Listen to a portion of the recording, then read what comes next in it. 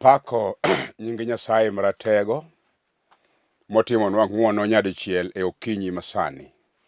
Jehova no ngima, Jehova no tiyo, Jehova no pod nitie. An mawuoyo kodi e kindeni mar okinyi iluonga ni Pastor Benard Otieno.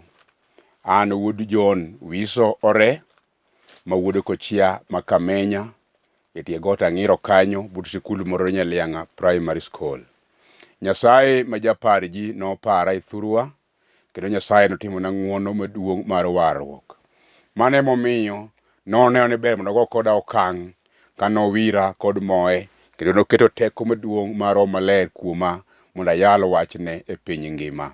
Omiyo agoyo erokamano ne nyithi Nyasaye matiyo e studio mar Sulue TV kuom ng'wono kod kech maduong' kod hera ma Nyasaye nodonjo e chunygi ma ginyisowa. Negirwaka mondo abed achiel kuom jodolo matiyo tich Nyasaye e studio margi ka. Agoyo negi erokamano, owadwa Samo kelo kama entie, Nyasaye mondo rite oganda duto te matiyo ka kanyakla. Nyasaye mondo umgi kendo timnegi ng'wono maduong'. Bende ago erokamano ne oganda duto te e piny Kochia ma pile ka pile chieng' tich abich ka tich abich osebet e okang' manyime kamiyo support wach matimoni. Erokamano nyithindwa, Nyasaye mondo gwedhu ahinya. Adwa ne mondo ago bende erokamano ne nyithi Nyasaye moko mosetiyo ne injili ni kod kinda. Erokamano wadwa George Sera mawuon Alliance Education Center Madandora. Wadwa Nyasaye mondo gwedhi. Adwa nago erokamano ne japuonj Michael Otieno Masiaga. Nyasaye mondo gwedhi kuom tich magisetiyo. Adwa nago erokamano mang'eny ahinya ne osiepena mathoth ahinya ma e pinje opogore opogore, moko a South Africa kamoting'o Dr. Hannington. Nyasaye mondo gwedhi ahinya. Nyasaye mondo gwedhi nyithi Nyasaye moko mawuok nyaka Uganda ka nyingigi pogore kendo ging'eny kod kwan gi duto. Ging'ere kendo gisetiyo ne Nyasaye gi kinda. Tine ma West Africa erokamano. Mama na Mary Abwao ka Papolengo wiya ok nowil kodi e yo mora mora. Mama na Akinyi Obonyo wiya ok nowil kodi kia Ugis. Nyasaye mondo gwedhi. Nyathina kuom injili Pastor Dhano wade erokamano. Sechung' motegno nikech injili ni. Nyasaye mondo gwedhi, Nyasaye mondo umi. Nyathiwa mageno kendo mahero mama na iluongo ni Lilian Mok Riek ma a piny USA America. Mama na ating'o ni osimbo. Nyasaye mondo gwedhi ahinya kuom tich matek misetiyo. Kendo wadwa Tomo Dondi ka Ruiru ibe Nyasaye mondo gwedhi kendo ting'i malo. Nera mageno kendo mahero Joseph Otieno wuod Papa mar formerly Orero Secondary School retired teacher. Nyasaye mondo gwedhi ahinya. Urute kanyakla wachachilo riwa kodu ni wageno injili, un bende ugeno injili. Kende momiyo usechungi injili ni maseyalo kuom kinde marabora, usemiya support. Gima datimnu onge, we alamnu Nyasaye mondo gwedhu, Nyasaye mondo umu. Mama na Lilian Mok Riek wiya ok nowil kodi e yo mora mora. Isechung', isetimo, isetemo.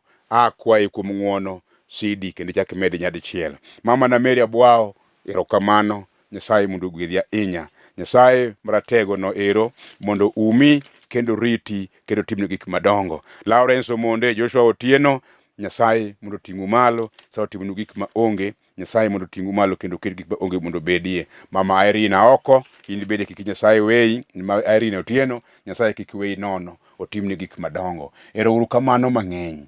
Thuolo de tama miya dhi haraka samoro anyalo we nyingi to isetimo gik madongo. Ng'wona. Nyasaye mondo gwedhi kichan gi thuolo mana matin kende ta dwaro ni mondo ayal wachni kendo apuonje wach moro gokinyi kapok ji owuok mondo odhi oko ka imanyo tije mamoko. Akwayi kama initiere kaka ibolori gacha, bolri kendo nyadichiel, goye chongi piny mondo walam Nyasaye. Wuonwa kendo Nyasachwa, agoyo ni erokamano. Nyingi to ratego kendo herani osiko chwere. Isetimo gik madongo, aluori mang'eny. Ne kwanyo jomoko. Isekonyowa, isechung' kodwa. Isemiyowa kwe mar chuny, isebedo jaka korwa. Aseneno badi. Jehova erokamano mang'eny. Akwayi kuom ng'wono kendo akwayi kuom hera. Ipare nyithindigi, chung' kodgi, mi gik ma onge mondo bedie. Jehova yo, in e keri men kod loch, in kod teko, gima tami onge. Isegwedho jogi, iseumo jogi, isetelo ne jogi, onge marach mosetimorenegi, mak badegi. Kata bed in kod kes machalo nade doho, Jehova rie badi kanyo mondo kwe oyudre. Obed jal mimayo kata gigene gi thuon, Jehova chung' kode. Obed wach matek machalo nade, Jehova timne. Obed tuo ma daktari oseng'ado kede ni onge yath, Jehova bed yath. Jehova bed jachang, ting'e malo yori duto te. Akwayo ka yie Jehova isetimo kendo iwinjowa. Kod dwoko chunyu duogo, erokamano Nyasaye. Chung' koda weche duto te, ok achuno dasayo. E nying Yesu Kristo ma jawarwa. Amen. Adwa somo wach achiel mondik kitabu mar Mathayo 24, matindo 29. To gikanyono ma masiche mag ndalogo orumoe. Wang'chieng noimre, kendo dwe ok norieny. Sulue bende nopudhre, mi lwar koa e polo, nikech teko momakogi noyiengni. Bang' mano, ranyisi manyiso ni Wuod Dhano chiegni duogo nonenre e kor polo, miyo gene duto manie piny noywagre, kendo gene Wuod Dhano kabiro e boche polo gi teko kod duong' maler. Enoor malaikane e tung piny gi tung piny ka tung ywak matek mondo chok joge ma oseyiero, chakre tung piny konchiel nyaka komachielo. Wach madwa wuoye gokinyi sani, madwa teri mos kabisa, kendo wawinjre ichung' koda, aba chung' kodi e wachni, kendo yaw paroni, yaw chunyi maler, mondo wawinjre kateri mos kabisa. En chieng' biro mar Wuod Dhano. Odiochieng' mar biro mar Wuod Dhano en ochal nade? Asomo kama jaote Mathayo wuoye. Odiochieng' onogo en odiochieng' malich ahinya. Oganda mathoth, oganda mang'eny oserito odiochienge mopogore opogore. Wasero nyasi mitimo, holiday kanitie, dhano go sigalagala, dhano go siboi, dhano chikore kani kod mor, giserito odiochieng'no gi kinda. Tiere waluongo moko ni birthday, sama gini tiere to oganda chikore, bedo kod moche, itedo keks madongo, dhano ng'ado kek, gitimo gik malich, gipako gik madongo mosetimore kata bende watimo. Mano odiochieng' ma giserito. Aseneno joma timo arus, aba aseriwo jomoko ka gitimo arus. Inyalo chane igni mang'eny, ndalo mathoth, chenro chan makethre, to chieng' mochan no kochopo konene, dhano chikore kod mor, dhano pako, dhano pamo, dhano wer, itimo gik madongo, dhano tedo, dhano chiemo, igoyo thumbe, ji mor, nikech ang'o? Odiochieng' ma gisebedo ka girito odonjo. Chieng' mane ng'ato ndiki e tich, sama noked okone ni bi mondo chak chieng' ma kama. Ka ng'ato ni ot oparo ni chieng'no kubi chopo, to chieng'no kochopo, obiro wuok kogwen, oringo mondo dhi ofis, ochopo kanyo, osirito chieng'no gi kinda. Nyasaye okelo chieng'no, omor, ogo Ruoth erokamano, nikech Nyasaye okelo odiochieng' maduong' mosebedo korito kod ndalo marabora. Mago odiochienge mabecho manade ngima dhano.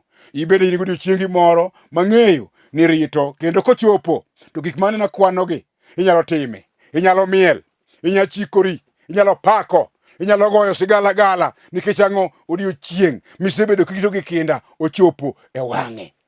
Tire moko mag mor, tire moko makelo kuyo. Kopo ni ng'ato oninde bade otho, kata bedo chiki waiko chieng' ma kama, irito chieng'no irite ndi, kata kamano ok rite ka ji mor, ji okuyo. Odiochieng'no biro ka kuyo nitie, nikech ang'o? Achiel kuomwa onge, owewa, otelo mbelewa. Kata kochopo dhano iko to pi wang' chwer, ikunyo bur, pi wang' chwer, itimo neno, pi wang' chwer, onge mor. Kata kamano odiochieng'no to chopo kaka ne rite, kaka nochane. Odiochieng' madawuoye en odiochieng' malich, odiochieng' mwarito gi kinda. Mamana, awuoyo kuom odiochieng' ma ji onego riti. Iwinji jaduong', awuoyo kuom odiochieng' monego riti. Winji nyathiwa, ma odiochieng' monego ritwa duto te. to ndiko lerona odiochiengno en obwogo jomoko. Onge mor ma jomoko noyudi odiochieng' onogo. Jal modagi mogwinyore kod wach maneno wayalo sani ni odiochieng'no biro goye ngoga, bende biro poe ka jal manyokia gima dhi mbele. Mano emomiyo akwayi, kaka isebedo kod odiochienge mamoko, iritogi gi kinda ka in kod arita maber. Odiochieng' ma wuoye sani ni en bende riti anena, mondo chieng'no kochopo kik obedni nopoi, kik ochwanyi, okelni mor. Oganda mowar mokawo Yesu kaka jawargi, oganda mong'eyo ni odiochieng' biro biro ka jakuo sama ok gipar, mobedo jorito malong'o. Ndiko lerona ni ginibedo jochir ka Yesu odonjo, giniwero wende mag pak ka gidendo ni haleluya, hosana, inyalo donjo in e ruodhwa ma wasebedo ka warito gi kinda. Odiochiengni onyalo donjo, ne warite. Odonje sa maber nikech ang'o? Nyo wan jorito, nyo wabedo ka warito odiochieng' machal kod ma. To ndiko nolero niya, odiochieng' onogo en odiochieng' mar muodo lak kod ywagruok. Nikech ang'o? Chieng' ok norieny, sulwe nopudhre milwar, dwe onge. Otimo mudho, chieng' onogo otimo rondo. Oganda mani kod mwandu odagi konyo. Oganda man gi geche, gari onge tich chieng' onogo. Oganda man gi udi madongo mogero chwech kipolo, chieng' onogo onge. Ndalo oganda man kod gik mathoth malong'o mang'eny madongo, chieng' onogo gigo onge gima nokonyi godo. Ere ng'ama nokonyre? Jal mokawo Yesu ratego sana. Mano emomiyo odiochieng' onogo kik poi. Odiochieng' onogo kik bed rachwany. Odiochieng' onogo kik kel ywagruok kod muodo lak. Nikech ondikna ka ni Wang'chieng noimre, sulwe ok norieny, kendo dwe nobed maonge. Notim mudho kendo gini lwar ka gidwaro kuom ji. Oganda manyok ogeno kuom Nyasaye, oganda no biro ywaga ng'e. Gini bedo oganda maywagore ka kuma gichomgi otamore. Mama na ywagi, jaduong' babana, ilitna. Samoro an bende chiemo na yalo na wachni, mane ipuonjo wachni kadonjo gi iye. Chieng' onogo nakawo ni weche mag Nyasaye mag warruok gi, gin weche manono ma onge tich, ma gima nyalo konyowa godo onge. Mano emomiyo odiochieng' maduong' ni ne nyalo poya. Takwara ka jahawi, nikech ang'o? Nawinjo, namako, eka nawacho niya, Jehova, odiochieng' malich mikele pokni, an awuon ok nopoya. Adwaro kawo warruok mondo awuoth godo. Winji, jok matimbegi mono kawuono ing'eri kendi. Gimitimono ing'eyo, kitimo gima ber ing'eyo, kitimo gima rach bende ing'eyo. Nikech ang'o? Awuoyo kamano nikech ang'e niya, gima mamoni yudo loch maka Jehova ing'eyo. Tim marach biro moni nwang'o loch maka Jehova. Akwayi kuom ng'wono, akwayi kuom hera. Wanwang'o thuolo miluongo ni kawuono gokinyi mondo walokre waaye weche maricho mabiro miyo odiochiengni powa. Be en odiochieng' mamor onge iye? To an akwayi kokalo kuom wach miwinjo, waloko odiochiengno kik ipowa, to bedo odiochieng' mar mor mwawache niya, Jehova, waseriti, wasetiyoni, wasetimo gimoro amora, waselami, wasegolo nyaka mwandu kwatiyo godo e odi, wasetimo gik madongo ei odi kanyo. Kiwiro brudhi mar ariyo, Jehova kik wil kodwa, wan bende mondo iparwa. To ndiko lero niya, ni en oro malaikni e tung piny kocha kod kocha kichoko joko moseyier. Adwa penjo wadwa, ineno nade? Be in e kikundi mar oganda moyier? Iwinjo wadwa, wi nyaminwa, babana, bende in e kikundi mar oganda moyier? Mamana, ineno nade? Wach mwayaloni mamiyo manyago piny kod burani, ineno nade? Bende in e kikundi mar oganda moyier? Chieng' onogo kik poi, chieng' onogo kik ichalo wendo, chieng' onogo kik ituomri kigoyo ka kod kacha. Nikech ang'o? Ne wayalo ne ok iwinjo, ne walando, ne ok idewo, ne wapuonjo, ne ok imako, ne wakelo, ne ok ikawo, ne wawuonjo, wawinjore kodi weche moko, ne ibolo pinygi kanyo, miwacho niya, joyalogi wuondo ji, giwacho weche manono, gidwaro mana gik ma ginyalo chamo, gimanyo chiemo e kor miere, to onge gima long'o ma ging'iso ji. Omiyo ne ijwang'o wach ma wayalo, ma wachno ne ok obedo gi gimoro kata dichiel, to kawuono e nying Yesu ratego sana ma ma nyatimo gik madongo. Nyasachwa akwayi kuom ng'wono, odiechieng' mang'ongo mibiro bedo ruodhi mar ariyo. Jehova yo hosana mine maki, obed ang'o maditame, obed ang'o maditame mamani, obed gima nade ditamo wadwani madimodonje warruogni.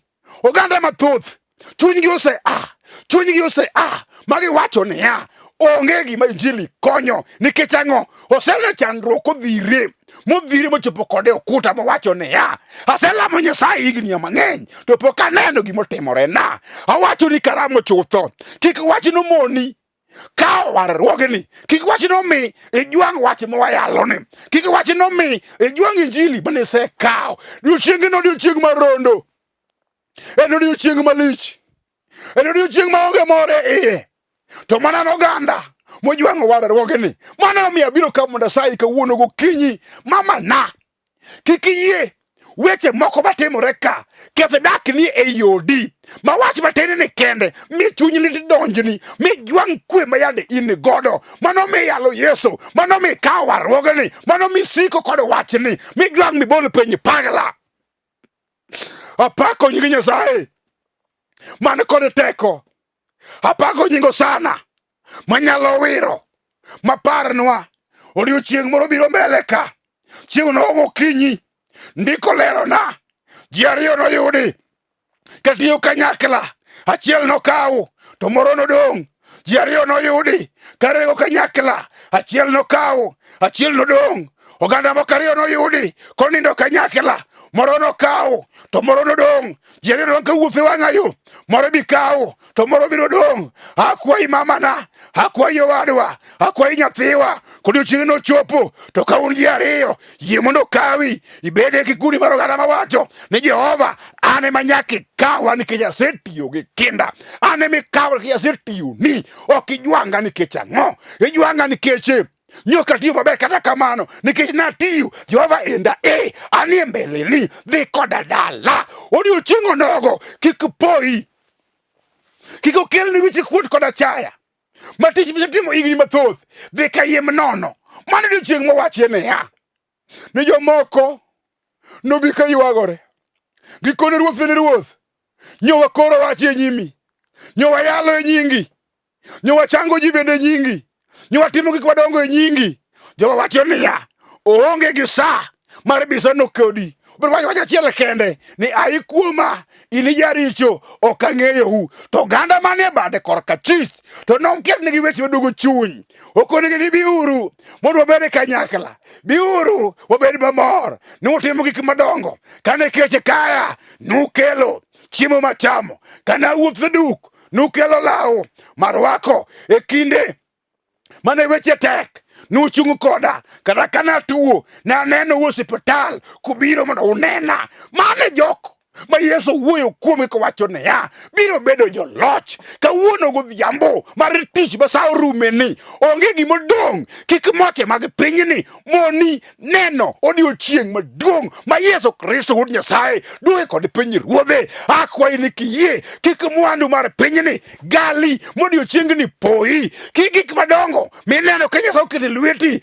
gali mamoni ka odiochiengni obed kodiochieng' mirite kite ngimani. Akwayi nyamera, akwayi owadwa, ma odiochiengwa, ma odiochieng' mokwawe. Nikech ang'o? Obiro poyo jomoko. In uwuon tatamora e nying Yesu adwa lamoni mondo kik odiochiengni poyi. Adwa ni mana lamo ni Nyasaye. Winje wadwa, odiochiengni kik poyi. Mamana, kik ywaga Sara, nyathiwa, kik piny goni siboi.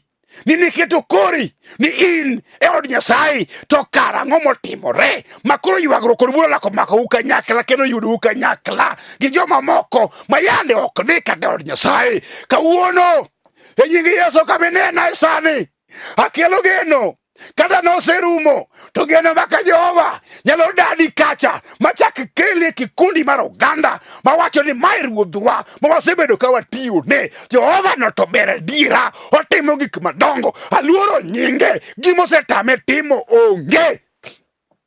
Ere gimosetamo Nyasaye in minena sani en ang'o manyalo moni donje wach mwayalo ni en ang'o manyalo moni donje kikundi kendo odiochieng' madong' mar ruodho biro pinyruodhe mar ariyo. Akwayo kendo alando odolo maduong' odiochieng'ni kik ipong' ng'ato obiro biro kata ondiki nobiro biro ka jakuo to in adwani mana iki chon adwani wabed kodi kanyakla waikre chon mondo wariti kendo wayuado chieng'ni mondo obi piyo. Nikech ang'o wasetiyo, nikech ang'o wasetemo, nikech ang'o waseyalo, nikech ang'o wasepuonjo, nikech ang'o wasetiyo ne Jehova. Koro gimodong' en mana pok. Paulo wacho niya pile ka pile oganda kodhi kate pap ka giringo to nitie wach achiel ma gilawo ni gichop kar poko kacha to ji te dwaro mondo obed number 1. In be akwayo ni hawi maber mondo ibed number 1. Iwinjo moche mag thurwa ka, tim richo mag thurwa ka, weche mokadiera mwasekawo ni gin gik malong'o kik monwa romo kod jawarwa chieng' mowiro gi pinyruodhe mar ariyo. Gik mwasetimo te, gimoro amora mwasetimo kik iyie lokre mami wagore piny odiochieng' onogo. Odiochieng' onogo biro puoyo ji mang'eny, odiochieng' onogo biro puoyi mamana ka ok itang' e wach ma wayalo ni, ka wach ni eri ok chwanyi, ka wach ni ok ine kaka jasiki to kar in maber. Akwayi ni siki wach ni yie mondo odiochieng'ni obed odiochieng' mar mor mobiro wacho Jehova. Jehova iwinjo kata biashara kata tiji kata ngima kata ang'o mimiyowa watimo ok nomi walokre modiochieng'ni powa to wanasiki mondo wane gik madongo mibiro kelo. To ndiko nolerana niya enochoko oganda kiyiero jo e diergi kanyo manyo tiyo maber mindi bede kiwango mar oganda motiyo ne Jehova. Kawuono gokinyi alamo ni Nyasaye mondo gwedhi, alamo ni Nyasaye mondo mi chuny mar siko kendo mako kendo rito weche malong'o maka Jehova mondo kelni pok mar loch. Wabede kikundi mar oganda mawacho ruodhwa erokamano isebiro terwa e dala. Ere kaka inwang'o odiochieng'ni en tiyo ne Jehova Nyasaye, en siko e warruogni, en ng'iso ruoth ni ruoth an jaricho wena, repent kendo yie mondo Nyasaye owen richoni mondo wabede kikundi mar oganda mochomore tir kod wach ma wayalo mondo wasike wachni manyaka chieng'. Kamane dwaroni, kamane paroni, kamane lengo mari to go chongi piny mondo walam Nyasaye. Jehova Nyasaye maratego hosana matimo duto kuom duto te. Agoyo ni erokamano gokinyi aseneno badi, iwuoyo kodwa kiwacho ni Chieng Giko ibiro duogo pinyruodhi mar ariyo to oganda motiye mane yier e wagombi wadwari. Jehova ni bende miwa thuolo mar donjo dhorangeye mag dala. Weche mokadire mosetimo wenwa, puodhwa mondo iketwa kare, loswa ne dala mibiro duogo godo pinyruodhi mar ariyo. Itero pachi mosiko nyaka chieng'. Alamo ka in osetimo e nying Yesu ma jawarwa, amen. Ibe kama intiere akwayi chung malo kod wach ni amen. Mana kaka wuoyo kodi kachako, nyinga en Pastor Benard Otieno. An wuod Wiso ma Jakochia, an nyakwar ore ka Wiso e piny Kochia ma Kamenya tie got Ang'iro kanyo but skul mar Nyalianga Primary School. Nyasaye no nowara nomiya thuolo mondo ite piny ngima mondo winj duonda kokalo kuom gimoro amora manyalo miyo injili chopo kanyo. Alamo kendo tiyo tich Nyasaye e kanisa mar Foundation of Eternal Life Church e dala mar Dandora, Nairobi ka. Akwayi watire phase 5 kodi pono chunyi nyalo waloni mondo watiti Nyasaye kanyakla to bi mondo watiti Nyasaye warwaki gi bade wariyo wan titi Nyasaye Ruoth osewalo mondo titi Nyasaye kanisa no. Wan kod Henry Kus Otieno ma wuod Awuonda, Barnabas Ouma ma wuod Otieno, Alex Okelo ma wuod Oyule, to ge Bishop Julius Otieno ma wuod Dondi. Wadute kanyakla wariwore tijni kanyakla. Wantire phase 5 kanyo watiti Nyasaye kanisa. Warwaki gi chunywa duto, warwaki kendo waheri. Mane momiyo chunya nyalo gombo, chunya nyalo dwaro mondo awuoye kodi. Ji Nyasaye osekele kanisa kanyo, oganda Nyasaye nitie, in bende bi mondo bed achiel kuom oganda matiyo ne Jehova. Na kwayo ndalo moro ka ni wantire kod ji mang'eny kare bete ma onge, ago erokamano. oganda manochung' kod wachno. Nyasaye mondo ogwedhu mang'eny, mano joma nokongo, joma nokelo kendgi giwegi. Nyasaye oting'gi malo, Nyasaye umgi, Nyasaye oritgi, Nyasaye otelnegi yore duto te. In bende gimoro amora migombo ni mondo iti godo mondo injili oting're malo, thuolo nitie. Namba naketo kanyo, go kijachir, go kijachir. Wanang'adre rieko, wanapuonjre weche moko, anang'isi kama kanisa nitie, wanabi nyaka dalani, anabi nyaka odi, anarwaki bende kamoro amora mwanyalo rome mondo titi Nyasaye. Bi wati kanyakla, bi walam Nyasaye. Odiochieng' mang'ongo, odiochieng' ma Ruoth duogo eno, akwayo ni kik iyie mondo poyi, to iyie mondo odiochieng'no okel ni loch mosiko manyaka chieng' kiwacho, Jehova mayo odiochieng' ma wasebedo ka warito, terwa e dala ka walo pinyni kod bura, kigo erokamano ka wago sigala mar mor, ka joma locho chung' ka ochung' motegno e nyim Jehova, wacho ni Jehova inyalo duogo mondo iwarwa kuom tich matek ma wasetiyo. Terwa e dala mondo wadagie manyaka chieng'. Akwayi kuom ng'wono kamano e lengoni, to Nyasaye mondo ogwedhi, mondo umi, mondo riti, mondo telni e yore duto te. Nyasachwa maratego, kik wiye wil kodi, to telni e yore duto. Erokamano. Nyasaye mondo ogwedhi ahinya. Amen.